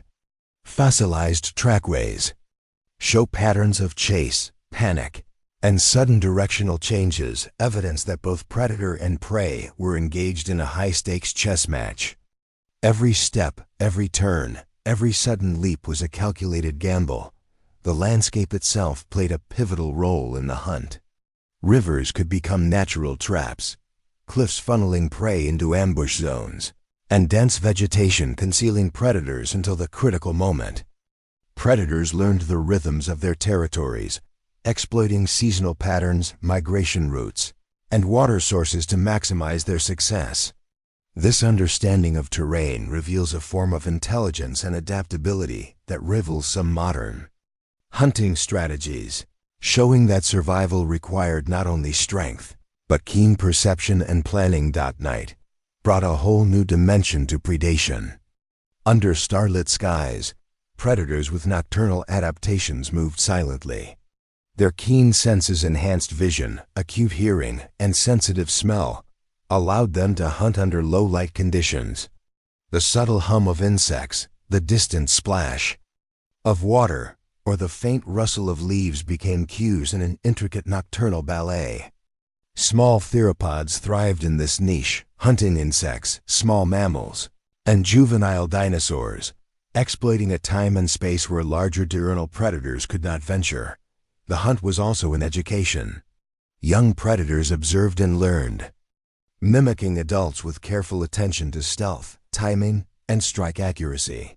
Every failure was a lesson, every successful capture a mastery of instinct and intelligence. Similarly, prey learned through experience. Herds passed knowledge across generations, teaching the young to recognize predator signals, optimal escape routes, and safe grazing patterns. In essence, each hunt was a story of knowledge being handed down, shaping behavior across centuries. Predation left enduring marks on the environment. Fossilized bones bear bite marks, scratches, and healed injuries, testaments to survival struggles. Footprints in sediment tell tales of pursuit, sudden leaps, and frantic evasion. Even the vegetation records these interactions, showing evidence of trampling, feeding, and fleeing. The echoes of the hunt are more than fossilized remains. They are living stories, frozen in time, revealing the relentless pulse of life in the Cretaceous. Hunting influenced evolution profoundly. Speed, coordination, camouflage, social behavior, and intelligence all evolved under the pressure of predator-prey dynamics. The constant push and pull between hunter and hunted created a silent arms race, invisible yet incredibly influential, shaping anatomy, behavior, and even social structures. It is in these echoes that we find the ingenuity of life, the strategies that allowed some species to thrive while others vanished into extinction. Yet beyond the survival imperative, the hunt was a spectacle of life, intense, dramatic, and interconnected. Every chase, ambush, and escape echoed across the plains and forests, reverberating in the balance of ecosystems. It reminds us that life, even millions of years ago, was a complex interplay of intelligence, instinct, and adaptation, where every being played a role in the grand tapestry of existence. The echoes of the hunt resonate still. They remind us that in the age of dinosaurs, survival was an art, a science, and a story written in bone, claw, footprint, and instinct.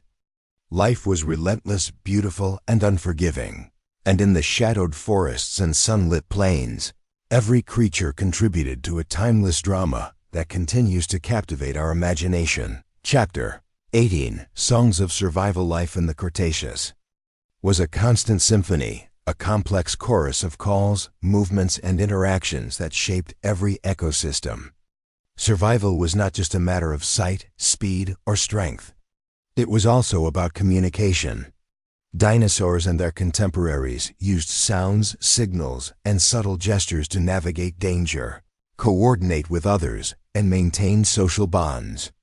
In this intricate web of life, every note, every rustle, and every cry mattered. Imagine a vast forest at dawn. The first golden rays filter through dense ferns, and the air vibrates with sound. Small theropods chirp and hiss, alerting one another to approaching predators or signaling territory. Herbivorous dinosaurs, from hadrosaurs to ceratopsians, emit low rumbles or bellows to keep their herd coordinated, warning of danger or guiding younger members. Even insects, amphibians, and small mammals add to this orchestra, their tiny calls. Echoing through the undergrowth. Communication had multiple purposes. Predators might vocalize to coordinate hunts, using subtle calls or body signals to encircle prey efficiently.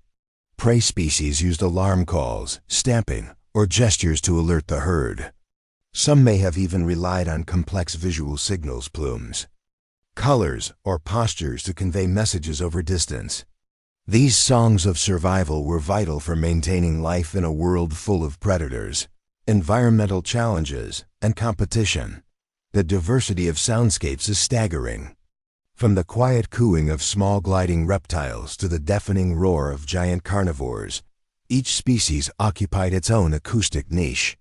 Low-frequency vibrations could travel long distances, alerting animals to danger or coordinating migrations. Higher-pitched calls might communicate subtle information or attract mates. Sound was as important as sight and smell, a critical adaptation that allowed creatures to thrive in dense forests, open plains, and coastal wetlands alike. Even environmental sounds played a role in survival. Wind rustling through trees, rivers, rushing over rocks, and volcanic activity created ambient noise that could mask movements, aid in hunting, or provide cues about approaching danger. Predators learned to interpret these sounds, understanding when to strike, when to wait, and when to retreat. Prey species adapted as well, distinguishing meaningful signals from background noise in a complex auditory landscape. Parenting and social bonds also relied heavily on communication. Nesting dinosaurs might produce soft calls to keep hatchlings calm or to guide them to safety. Herds and packs relied on shared signals to move cohesively, protect vulnerable members, and coordinate foraging. These interactions reveal a surprising sophistication, hinting at intelligence and social structures often overlooked in popular portrayals of dinosaurs. Songs of survival were not limited to individual species. Ecosystems functioned as an intricate network of interrelated signals, where the cries of one animal could trigger a cascade of responses across multiple species. A predator's growl might send herbivores scattering, insects taking flight, and smaller reptiles ducking for cover, all in a split second. Life was a constant interplay of sound and reaction, creating a dynamic, ever-changing symphony of existence. Night added another layer to this auditory world. As darkness fell, creatures adapted their calls for nocturnal activity. Owlish pterosaurs, nocturnal small theropods, and amphibians used low-light communication to hunt, avoid predators, or maintain social contact. The quiet of night was deceptive. It was filled with subtle signals, delicate echoes, and vital exchanges that determined life or death. The songs of survival remind us that life in the age of dinosaurs was far more sophisticated than a simple struggle for food. It was a network of intelligence, coordination, and adaptation, where every sound, movement, and gesture had meaning.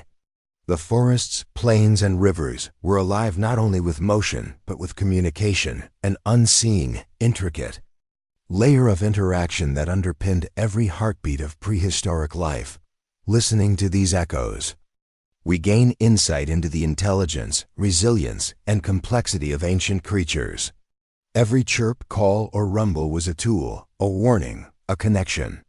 Life thrived because it could communicate, adapt, and respond in real time to the challenges of its environment. The songs of survival were more than noise. They were the soundtrack of existence itself, an enduring testament to the ingenuity and vitality of prehistoric life. Chapter 18, Songs of Survival, expanded. Life in the Cretaceous was far from silent. Every forest, plain, and river valley hummed with sound, creating a symphony of survival. In a world dominated by massive predators, shifting ecosystems, and intense competition, communication was not a luxury, it was a lifeline. The songs of survival echoed through time, a testament to adaptation, social intelligence, and the delicate choreography of life. Picture a sunrise over a dense fern forest. Mist lingers among towering conifers, sunlight streaking through the leaves. The air vibrates with life. Small theropods chirp, their calls warning others of movement. Herbivores rumble low, keeping their herds cohesive. Distant pterosaurs cry overhead, announcing territory or signaling danger. Even insects, amphibians, and small mammals contribute subtle tones, creating a layered acoustic landscape where every note carries meaning. These sounds were not random, they were tools. Predators coordinated through subtle vocalizations and body signals. A hunt was a strategic performance where timing, stealth, and communication determined success. Some theropods may have employed ambush tactics, signaling others silently to encircle prey. In these moments, the forest became a theater of suspense, each sound or silence shaping the outcome of life or death. Prey species responded with equal sophistication. Herding dinosaurs, such as hadrosaurs and ceratopsians, developed complex alarm systems. A single call could ripple through the group, triggering coordinated defensive maneuvers. Adults positioned themselves to shield the young and weak, creating living barricades against attack. Escape was rarely about brute force alone.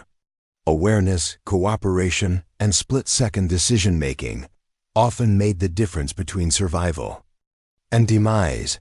The environment itself amplified these interactions. The rustle of wind through ferns, the gurgle of rivers, or the distant crash of waves created a dynamic acoustic backdrop. Animals had to distinguish meaningful signals from ambient noise. Predators learned to detect subtle shifts in movement or vibrations that hinted at hiding prey. Prey species, in turn, developed keen auditory awareness, learning to interpret predator cues and environmental sounds to anticipate threats. Even the smallest creatures contributed to this sonic web. Birds, small gliding reptiles, and amphibians relied on chirps, whistles, and calls to coordinate feeding, evade predators, and maintain territory. Insects added a high-pitched counterpoint, filling the spaces between larger calls. Life in the Cretaceous was a carefully balanced orchestra, where every species occupied a niche both physically and acoustically. Parenting and social interactions also relied on communication. Nesting dinosaurs may have used soft coos or hisses to soothe hatchlings or guide them toward food. Herds maintained cohesion through shared signals, coordinating movement and foraging across vast tracts of land. Even courtship likely involved sound.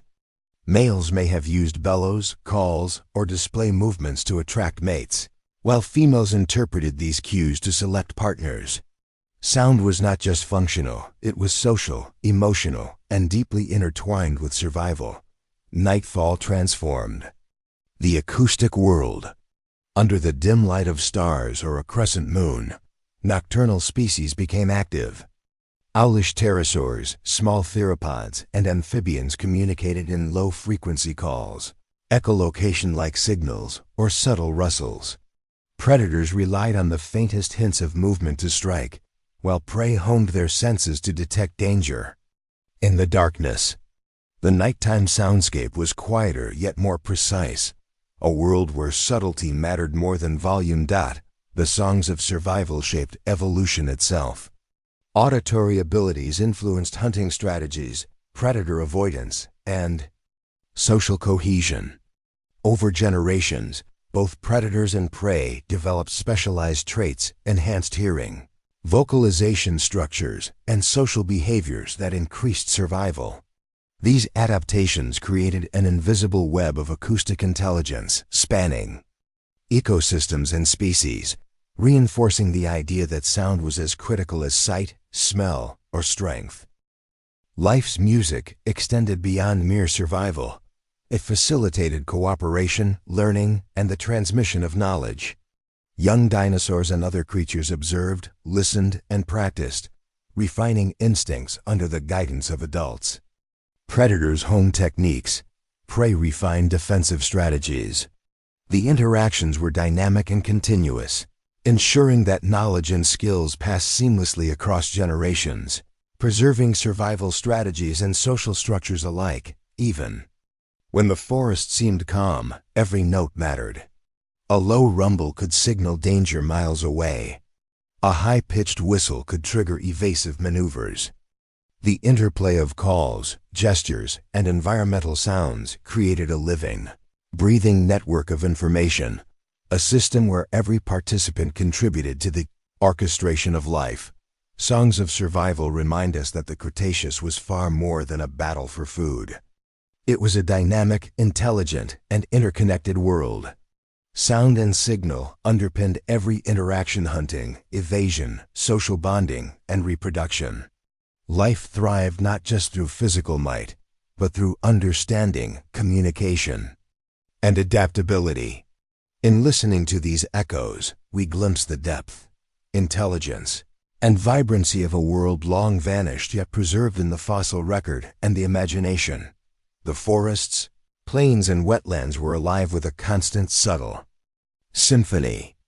Every chirp, bellow, hiss, and rustle was a story of survival, a thread woven into the intricate tapestry of life. And in these songs, we hear not only the struggle of existence, but the remarkable ingenuity and resilience of creatures that ruled the prehistoric world. Chapter 19. Twilight across the plains as the sun sinks low. The vast Cretaceous plains are bathed in a soft golden glow, stretching shadows across rolling hills and dense fern groves. Twilight is a liminal time, a threshold between the frantic energy of day and the hidden dangers of night. On these plains, life slows and quickens in equal measure, as every creature adapts to the changing light, temperature, and risk. Imagine a herd of hadrosaurs moving steadily toward a watering hole. Adults flank the vulnerable young, positioning themselves strategically to shield against predators. The ground trembles slightly under their collective weight, and the air is rich with scent, fresh grass, dust, and the tang of water. Every rustle of leaves or snap of a twig could signal safety or threat, and both prey and predator are acutely aware of these subtle cues. Even the gentle breeze carries meaning, dispersing scents that inform distant creatures of presence or danger. Predators, meanwhile, move with a quiet patience. A large theropod crouches behind a ridge, using the low sun to mask its silhouette. Its eyes are attuned to even the slightest motion. Muscles tense as it waits, calculating the precise moment to strike. Ambush strategies at twilight are different. From daytime hunts, light and shadow become both camouflage and weapon, and the rules of engagement shift. Smaller predators emerge too, taking advantage of the dimming light to hunt insects, amphibians, or juvenile dinosaurs, exploiting opportunities unseen during the glaring day. The plains themselves are alive with guidance and subtle signals. Rivers wind like silver ribbons, shaping movement patterns and grazing spots. Hills and gentle slopes funnel herds in predictable ways, while groves of conifers and cycads offer shade, shelter, and concealment. These features create a natural choreography of movement, which both predator and prey learn to interpret over time. Fossilized trackways suggest that many species use these environmental cues repeatedly, building an intimate understanding of the land that allowed survival in an unpredictable world. Twilight is also a time of heightened social interaction. Herds communicate with low rumbles, bellows, and subtle body movements to coordinate positions, alert each other to danger, and guide the young. Some species may have had even more sophisticated signaling, using colors, feather displays, or head gestures that catch the fading light. Predator packs rely on similar coordination. Silent cues, shared glances, and instinctive timing enable them to work together, encircling or ambushing with precision. It is a complex ballet of intelligence, instinct, and timing, where both hunter and hunted read the same signs and adapt accordingly. Night's approach brings its own sensory shifts. The cooling air carries new smells. The shadows lengthen, and creatures adapted to low light begin to stir. Small mammals, insects, and amphibians become more active, filling ecological niches overlooked by larger diurnal species. Nocturnal predators use these hours strategically, taking advantage of reduced visibility and slower herd movements. Even the faintest rustle of grass or flicker of movement can indicate opportunity or danger. Life at twilight is a delicate balance of vigilance and action. The emotional undertones of twilight cannot be ignored. There's both calm and tension, moments of serenity interrupted by sudden alarm, subtle interactions layered with meaning. Young dinosaurs may pause to nurse or nuzzle one another, learning about social bonds and safety. Adults stand sentinel, ears and eyes scanning for subtle changes in light, sound, or movement. Predators, too, feel the pulse of anticipation, calculating risks and rewards in these quiet hours. Twilight is simultaneously a pause and a preparation, a reflective moment before the night's challenges. Even the smallest details of the environment influence life. A river's shimmer catches the eye, signaling a potential danger or a source of hydration. The scent of flowering plants may draw herbivores, unknowingly guiding them closer to predators. Shadows cast by distant trees can offer cover or reveal movement. Every element, the rustle of ferns, the whisper of wind, the call of an insect, is part of the interconnected tapestry of survival. As darkness deepens, herds begin to settle. Young calves are nestled close to adults. Small groups of dinosaurs huddle near water or shelter. The plains quiet, yet not entirely. Subtle rustlings, soft vocalizations, and distant sounds maintain the pulse of life. Predators retreat or adjust positions, waiting for the cover of night to resume activity. The plains exhale, a soft sigh after the intensity of the day, and life shifts seamlessly into a new rhythm. Twilight across the plains reveals the nuanced, interconnected, and emotionally resonant world of the Cretaceous. It was not merely a landscape of survival, it was a dynamic stage where every creature played a vital role, where intelligence, communication, and environmental awareness determined life or death. The plains, bathed in fading light, become a living painting of movement, sound, and strategy, a reminder that beauty and danger coexisted, woven together into the rhythm of prehistoric life. As the last rays of sunlight vanish, the plains are ready for night. The world transforms once more, a realm of subtle shadows, quiet rustlings, and hidden predators. Twilight is not an ending. It is a bridge, a delicate threshold where the lessons of the day carry forward, preparing every creature for the unfolding drama of the Long Cretaceous Night. Chapter 20. The Long Cretaceous Night. As the sun disappears beyond the horizon, the Cretaceous world transforms. Twilight's golden and violet hues give way to deep indigo and silver, and the plains, forests, and river valleys are bathed in moonlight and the faint glow of distant stars. This is a world reshaped by shadow, where familiar landscapes become mysterious, and every movement carries weight. Night does not bring stillness.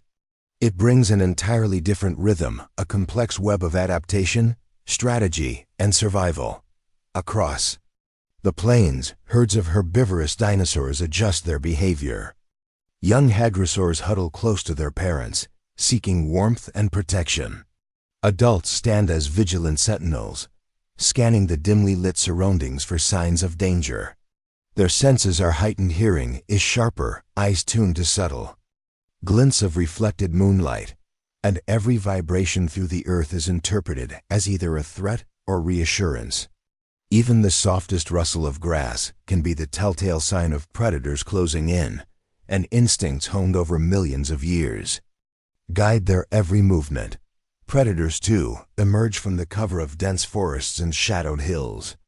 Agile small theropods hunt under the veil of darkness, relying on acute senses rather than brute strength. Their movements are silent, calculated, and almost ghost-like. Larger predators remain mostly inactive, conserving energy, yet some opportunists exploit the confusion of night. A sudden flicker of movement, a misplaced step, or a faint sound can mean the difference between life and death. Ambushes during the night are not just acts of hunting, they are games of patience, perception, and timing, where success depends on reading the environment as much as catching prey. The nocturnal world is alive with sound. Small mammals scurry along the underbrush, their high-pitched calls echoing faintly. Amphibians croak near rivers and wetlands, adding a rhythmic undercurrent to the nocturnal symphony. Insects rise from the shadows, producing a soft hum that fills the night. Even the wind has a voice, rustling leaves and bending tall grasses, in ways that camouflage movement or provide cues to the creatures below. Every auditory signal carries significance, allowing prey to evade predators, predators to track prey, and social groups to communicate vital information. Nighttime also brings an intensification of social behaviors. Many species rely on subtle vocalizations or gestures to maintain cohesion, reassure young, or signal to mates. Parents emit gentle calls to soothe hatchlings or guide them through potentially dangerous terrain.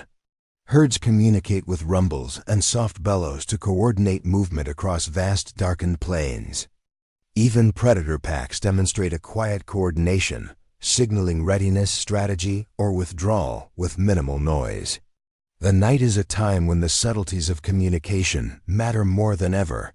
Environmental cues play a critical role in shaping behavior. Moonlight glistens off waterholes, revealing both opportunity and vulnerability. Shadows cast by trees and ridges hide predators or expose prey. The faint scent of a distant herbivore or predator drifts on the cool night air, altering movement patterns across the plains. Creatures of the night interpret these cues instinctively, moving with a precision that is both instinctual and learned, honed over countless generations. Survival is a dance of awareness, interpretation, and action. Even the smallest animals are vital players in this nocturnal drama. Tiny mammals forage for seeds and insects, avoiding notice by larger hunters. Small reptiles and amphibians exploit night conditions to hunt prey or evade predators. Insects contribute to the ambient soundscape, creating a layered, living tapestry of life. Every species, from the largest theropod to the tiniest cricket, participates in the nocturnal rhythms that define survival, balance, and adaptation. There is also an undeniable beauty to the night. Stars scatter across the sky, ancient and brilliant, while the moon casts silver light across the plains, reflecting off rivers and highlighting the silhouettes of prehistoric giants. The quiet majesty of the landscape evokes awe here. Life is both fragile and enduring, ephemeral yet eternal. The night is a reminder that survival is not only about struggle, it is about awareness, ingenuity, and resilience. The long Cretaceous night teaches us that life does not simply rest when darkness falls. It transforms, adapts, and thrives. Predators, prey, and every creature in between move with purpose, perception, and subtlety. The nocturnal ecosystem is as vibrant and intricate as the day, revealing layers of interaction, intelligence, and survival strategies often hidden from human eyes. As hours pass and the moon arcs higher in the sky, activity gradually slows. Nocturnal predators return to hidden dens or elevated resting spots. Herbivores settle, the young safely nestled within the protective embrace of their herds.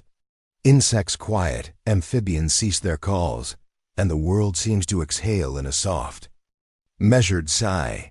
Yet life does not stop.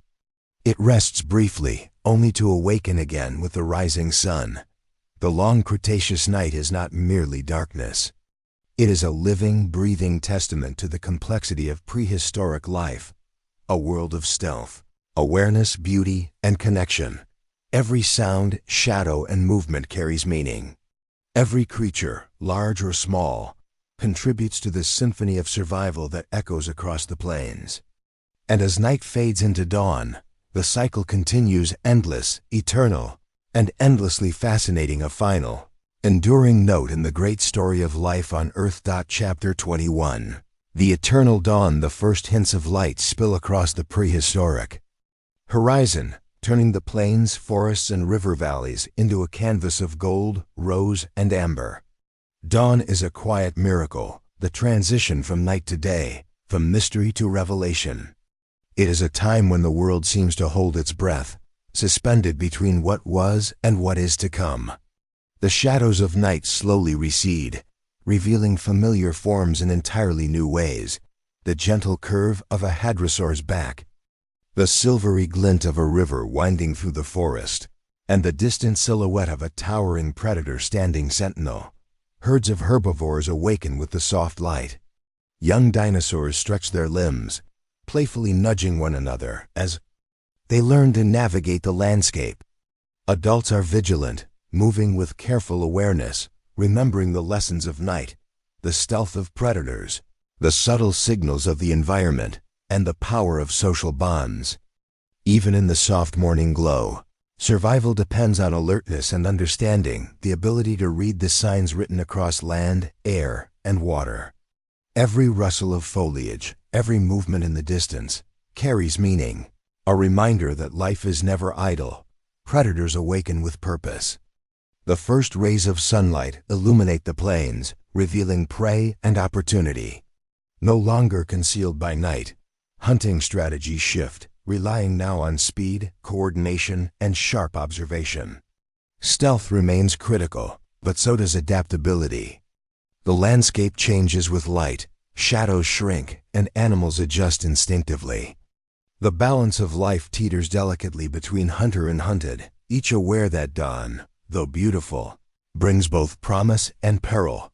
The environment itself is alive, communicating in ways both obvious and subtle. Rivers catch the sunlight, guiding movement and hinting at hydration points. Trees sway gently, signaling wind patterns and the movement of creatures. The soft murmur of grasses carries scents, and distant hills echo faint noises, offering clues about the presence of both allies and adversaries. Dawn teaches that survival is as much about perception and intelligence as it is about strength or speed. The world itself becomes a guide, whispering lessons to those who pay attention. Social interactions come alive in the morning. Herds call out in low rumbles and soft bellows, coordinating movement and ensuring safety. Parents gently nudge hatchlings, teaching them about food sources, water access, and predator awareness. Predator packs may coordinate their positions silently, anticipating movement patterns of prey. Each action is layered with meaning. Each glance, movement, or sound carries intent. In the quiet brilliance of dawn, communication and connection are as essential as instinct and strength. The eternal dawn is also a time of observation, reflection, and beauty. Starlight fades but leaves its memory in the sky's lingering glow. Moonlight disappears, leaving rivers sparkling, leaves glinting, with dew and mountains etched in gold and pink. Silhouettes of towering dinosaurs stand in quiet majesty, casting long shadows across the awakening land. There is a softness to dawn, a calmness that contrasts with the urgency of survival. Yet it is a fleeting calm, a reminder that life is a dance of tension and beauty, danger and serenity. Even the smallest creatures play their part. Tiny mammals emerge from burrows, foraging for food. Insects buzz with the first warmth of sunlight. Amphibians stir near waterholes, and birds begin tentative flights across open skies. Every life, no matter the size, contributes to the awakening symphony.